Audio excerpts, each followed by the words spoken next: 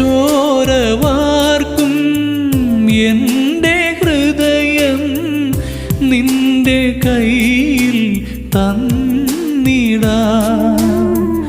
നിന്ദകർക്കും പീഡകർക്കും യേശുവേ നിൻ ക്ഷമയേകാം.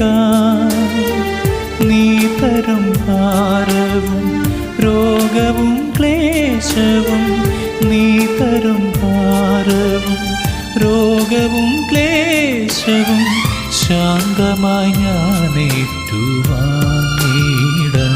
ക്രൂശിതാ നിൻ കൈകളിൽ എൻ്റെ ജീവിതം തരുന്നു.